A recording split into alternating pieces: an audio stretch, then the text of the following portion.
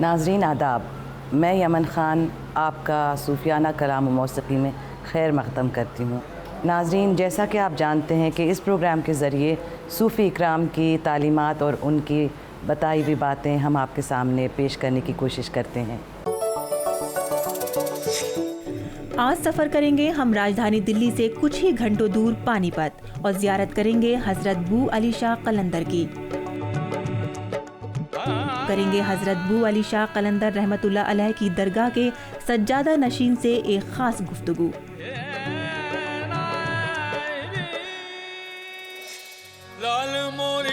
सुनेंगे जोश और जज्बे से भरा मशहूर ज़माना कलाम दमादम मस्त कलंदर हामिद साबरी निज़ामी की आवाज़ में।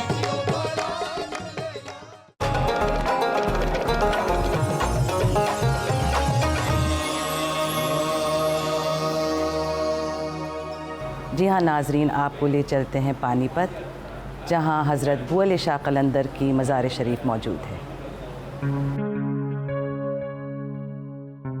हज़रत बू अली शाह कलंदर का असल नाम शरफुद्दीन था और आपका ख़ानदान इराक़ से हिंदुस्तान तशरीफ़ लाया था।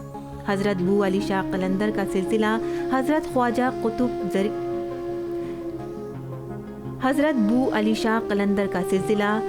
ख्वाजा कुतुब के ज़रिए चिश्तिया सिलसिले से जुड़ता है। हज़रत बू अली शाह कलंदर हिंदुस्तान के वाहिद बुज़ुर्ग हैं जिनकी मुलाकात मौलाना रूमी से भी हुई थी। आपकी रिहाइश कई साल तक करनाल के एक गांव में रही, जिसके बाद आप पानीपत तशरीफ़ ले आए और आपने यहीं 13 रमज़ान 724 हिजरी को दुनिया से पर्दा कर लिया।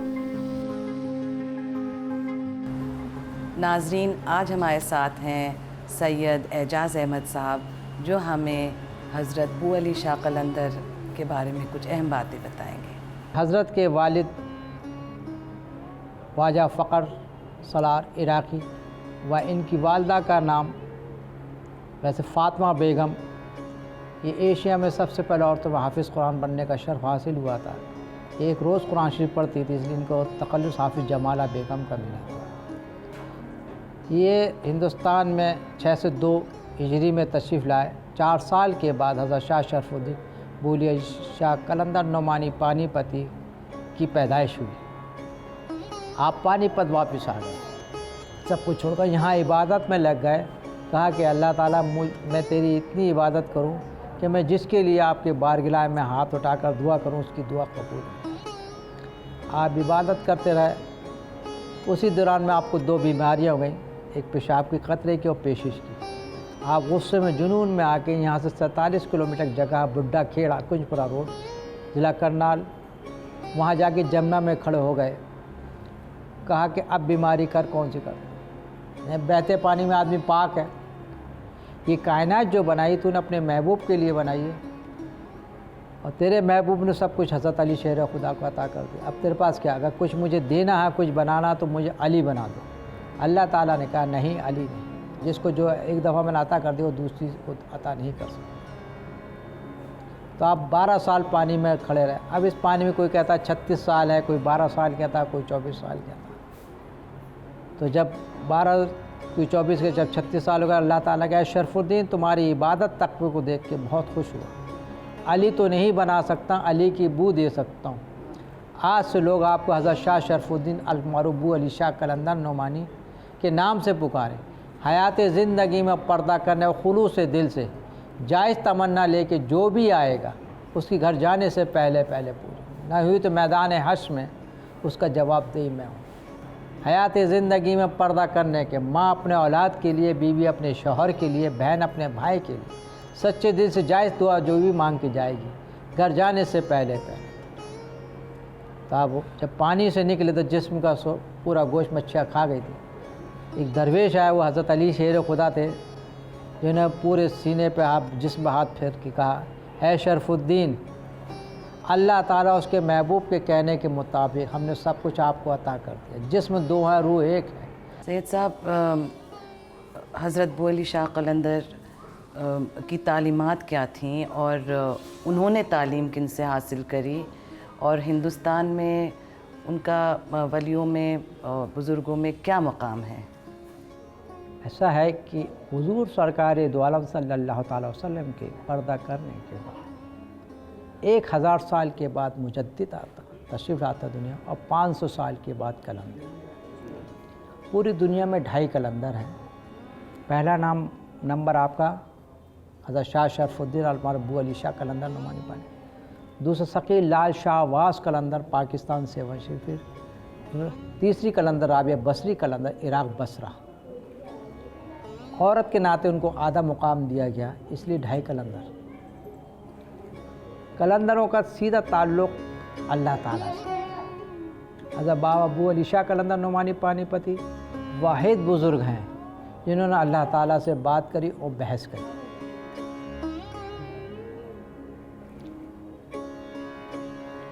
दुनिया का निज़ाम कलंदर के हाथ में होता। आपने अपने वक्त में 11 हुकूमतें बदली।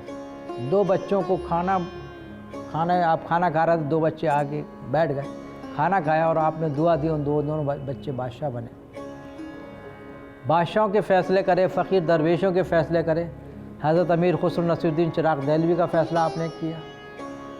हज़रत निज़ामुद्दीन देहली दूल्हा रहमतुल्लाह अलैह ये फ़ैसला नहीं कर पा रहे थे कि मैं अपना अव्वल खलीफा किसे बनाऊँ, तो आपने दोनों को पानीपत भेज दिया। तो हज़रत उस वक्त खीर खा रहे थे, तो देख के मुस्कुराए। हज़रत बाबू अली शाह कलंदर हज़रत अमीर खुसरो से बहुत मोहब्बत किया करते थे,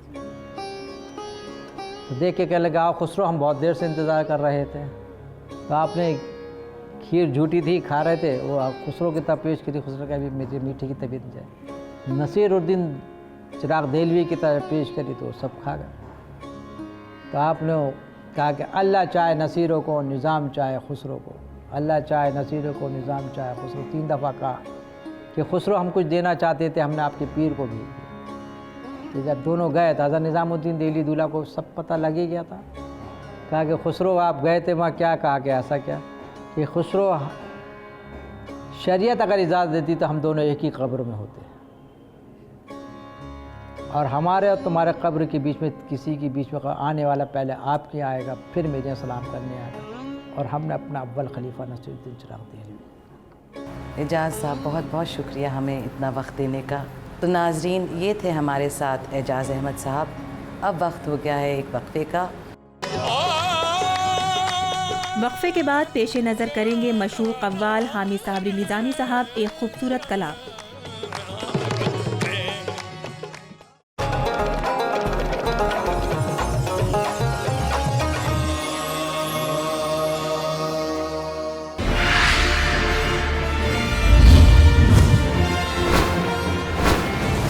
आप देख रहे हैं डीडी उर्दू, हिंदुस्तानी तहजीब व सकाफत का तर्जुमा।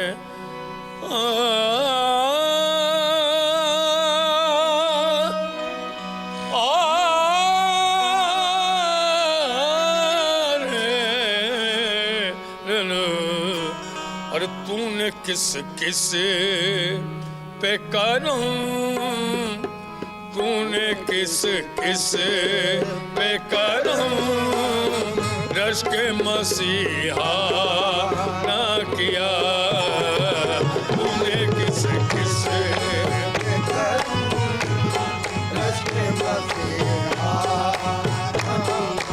तूने किस किस पे करूं,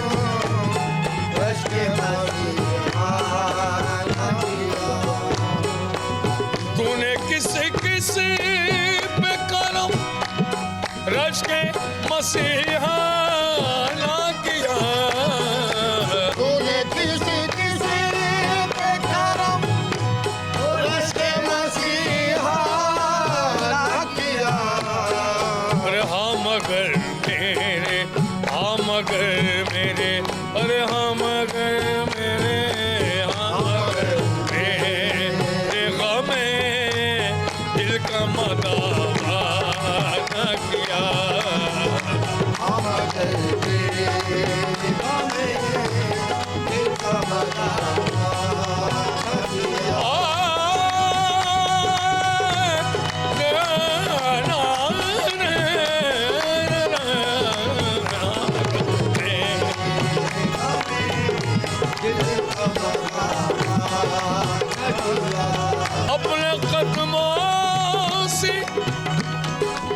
अपने कदमों से जुदा, अपने कदमों से अगर दूर ही रखना था मुझे, अपने कदमों से अगर दूर ही रखना था मुझे, अपने कदमों से अगर दूर ही रखना था मुझे, क्यों मुझे दर्द, अरे क्यों मुझे दर्द दिया, क्यों मुझे दीवाना किया, क्यों मुझे दर्द दिया, क्यों मुझे दीवाना, ओहो मेरे जाना, हाँ मेरे जाना,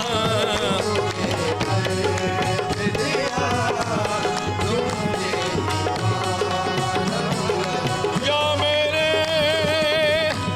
बाबा दर तक तो मुझे पहुंचा दिया तूने जालिम, दर तक तो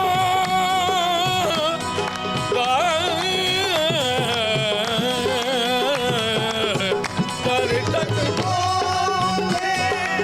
और पहुंचा दिया तुमने जालिम, फिर भी कहते देखो हम, ओ फिर भी कहते ओ के हम ने तुझे रुसवा ना किया, फिर भी कहते ओ के हम ने तुझे रुसवा, और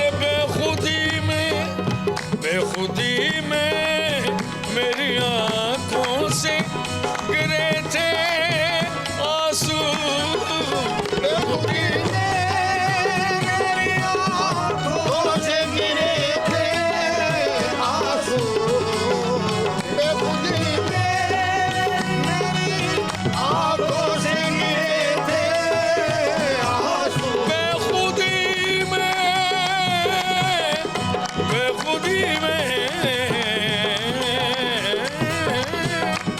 अरे बेखुदी मेरी आंखों से गिरे थे आंसू, बात इतनी अरे बात इतनी सी जिसे आपने अफसाना किया, वो बात इतनी थी, ओ जाना बात इतनी थी,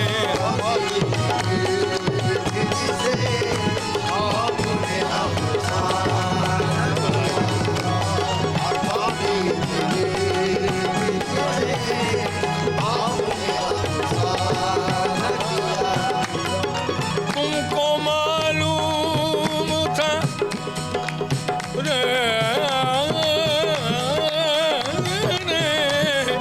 कि तुमको मालूम था लाएगा ना ये ताब जमा, हामिद ज़ार को अरे हामिद ज़ार से इस वास्ते पर्दा ना किया, हामिद ज़ार से इस वास्ते पर्दा ना,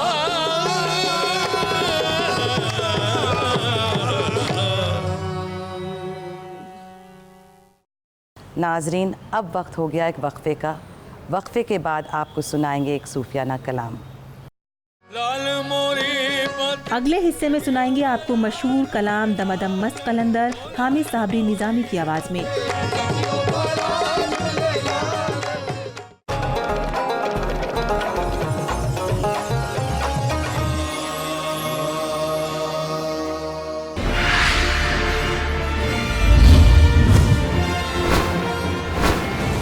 आप देख रहे हैं डीडी उर्दू, हिंदुस्तानी तहजीब व सकाफत का तर्जुमा।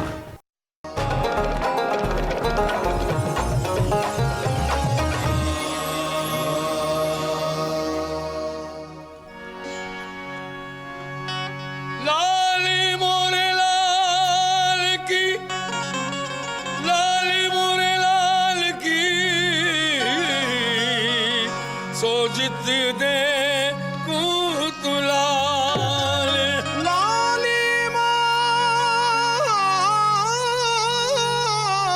मोरे लाल की जित देखूं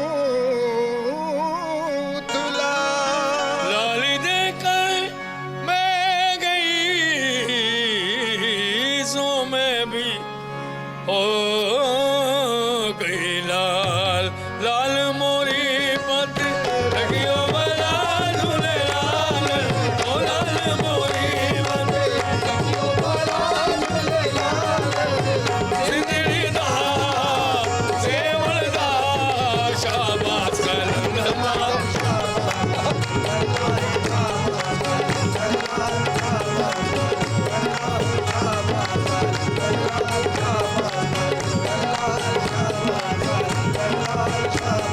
ओ लाल मोरी पत लगियो बला पत लगियो बला पत लगियो बला पत लगियो बला पत लगियो बला पत लगियो बला ओ पत लगियो ला लगियो तेरी मर्जी लगियो ला लगियो तेरी मर्जी हर पत नामी को हो गई उमर मर गिरे पत लगियो बला पत लगियो बला पत लगियो बला झूले लाल सिंदड़ी दा सेवल दा शाबाश कलंदला शाबाश कलंदला शाबाश कलंदला शाबाश कलंदला शाबाश कलंदला ओ मैं दुखियारी मरती ना मैं दुखियारी मरती ना मैं दुखियारी मरती ना और नजर करो ते दर पे नजर करो ते दर पे ओ कोई नहीं मेरा तेरे सिवा मेरा तेरे सिवा मेरा तेरे सिवा मेरा तेरे सिवा मेरा तेरे सिवा मेरा तेरे सिवा झूले लाल सिंदड़ी दा सेवल दा शाबाश कलंदला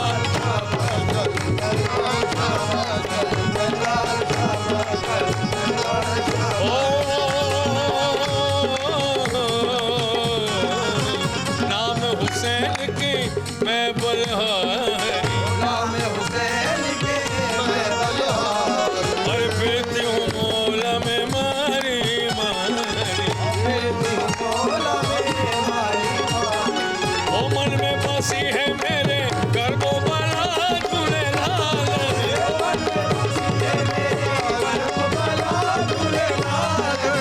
सिंदड़ी दा सेवल दा शाबाश कलंदला शाबाश कलंदला शाबाश कलंदला शाबाश कलंदला शाबाश कलंदला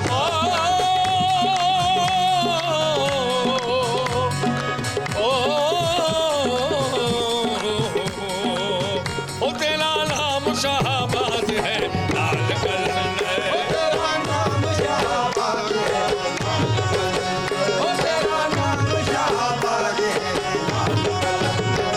ओ लाल कलंदर सोना मस्त कलंदर लाल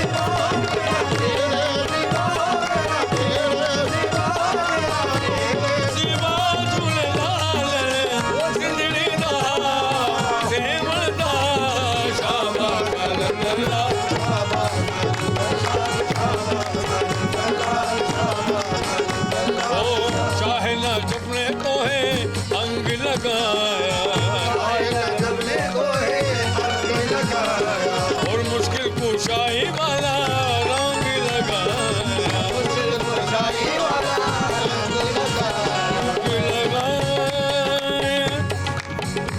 रंग लगाया, रंग लगाया, मुश्किल कुशाई ओ मुश्किल कुशा मेरा भाग लगा,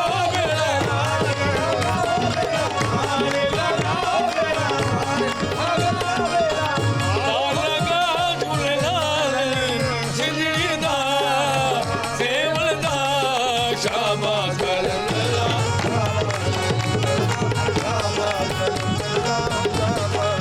ओ छल छलने तोरी नौबत बाजे,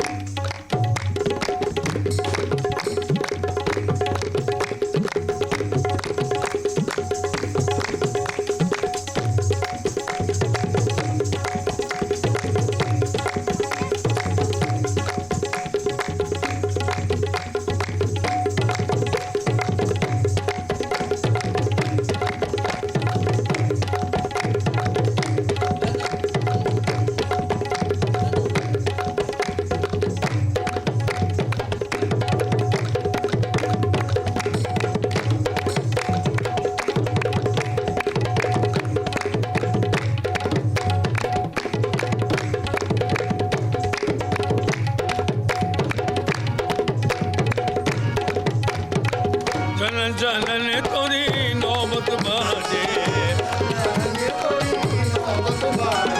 ओलाल बजे गलिया बला झूलेलाल,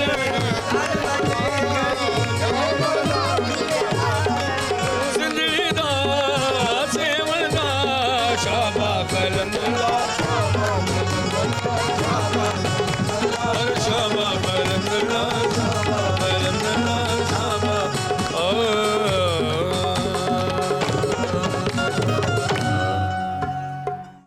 प्रोफेसर साहब, अब आप हमें हज़रत बू अली शाह कलंदर के बारे में कुछ बताएं। हज़रत बू अली शाह कलंदर रहमतुल्लाह अलैह के बारे में बाज़ लोग ये कहते हैं कि उनका ताल्लुक़ पानीपत से ही था, बाज़ कहते हैं कि उनकी पैदाइश आज़रबाईजान जो मौजूदा है वहाँ पे एक शहर है गंजा, वहाँ पे वो पैदा हुए और बाद में आके पानीपत में बस गए थे। बहरहाल जो भी हो, वो एक बड़े अहम बुज़ुर्ग गुज़रे हैं और वो शायर भी थे और उनके यहाँ हम देखते हैं कि ख़ुद मौलाना रूमी की शायरी के असरात भी उनके यहाँ मिलते हैं। जो उनकी मसनवी है वो मौलाना रूमी की ज़मीन में कही गई है।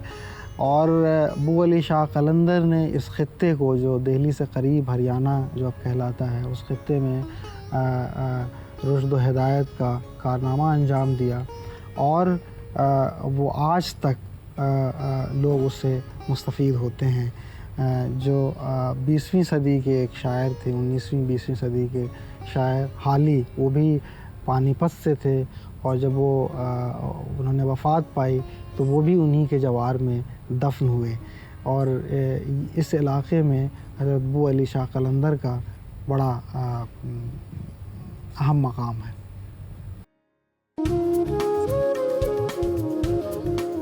आज का हमारा ये सफ़र भी अपनी मंजिल पहुंच गया है।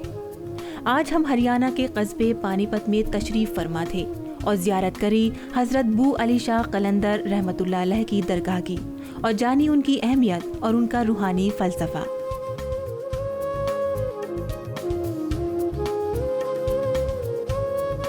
नाजरीन, हमें उम्मीद है कि सूफियाना कलाम व मौसीकी की ये पेशकश आपको बहुत अच्छी लगी होगी।